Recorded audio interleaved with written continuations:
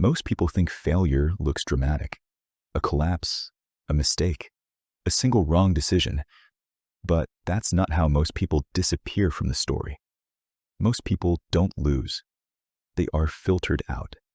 Not loudly, not all at once, quietly, gradually, through systems that don't need to reject them outright, only narrow the path. At the beginning, everyone looks the same. Same ambitions, same motion, same belief that effort is enough. From the inside, it feels like momentum. From the outside, it already looks uneven, because filtering doesn't start with judgment. It starts with conditions. Every system has gates, not always visible, not always intentional, but present. Access points, checkpoints, requirements that feel reasonable on their own, but compound over time. Most people don't notice the filtering happening. They just feel congestion. The first assumption we make is simple. If you work hard enough, if you adapt fast enough, if you stay patient, you'll pass through. But systems don't primarily reward effort. They reward fit. Fit doesn't mean talent. It means compatibility. With timing, with resources, with tolerance for friction. If you align, you move forward. If you don't, the system doesn't stop you. It just keeps moving. And eventually, you fall out of rhythm. There's another reason filtering works so well. Most people don't experience it as exclusion. They experience it as self-correction. When progress slows, they assume they misjudged their ability. When doors narrow, they assume they arrived unprepared. When access disappears, they assume the fault is personal. Systems rarely need to explain themselves. They allow people to explain themselves instead. This is how filtering becomes internal. Rules don't have to be enforced aggressively when expectations are quietly absorbed. People learn what is realistic, what is for them, what level of friction is normal. And once that adjustment happens, resistance feels irrational. Pushing back starts to feel childish. Questioning structure feels naive. Accepting limits feels mature. The system doesn't need to say no.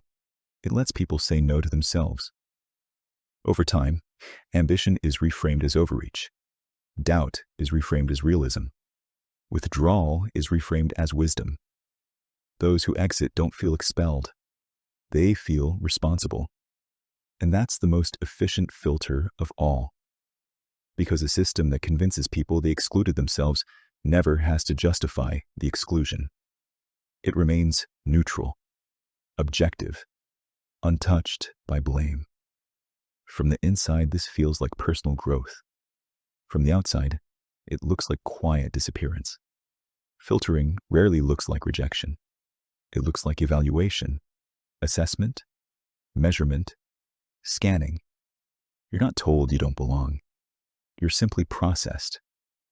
And what doesn't register clearly is quietly dissolved. As paths narrow, fewer people advance. Not because the rest failed, but because the structure no longer accommodates them. The system becomes more selective without ever announcing a decision. At higher levels, the rules feel different, less visible, more abstract. What once felt like participation now feels like endurance. Those who remain often believe they earned it purely through effort. But survival bias is persuasive. The people who made it through the gate start believing the gate was fair. From below, effort is obvious. From above, effort blends into background noise. The system doesn't reward strain. It rewards position. And position often has little to do with how hard someone pushes. Over time, people internalize this. They stop asking whether the system is structured fairly. They ask whether they personally did enough. That's when filtering becomes invisible. Two people can perform the same work.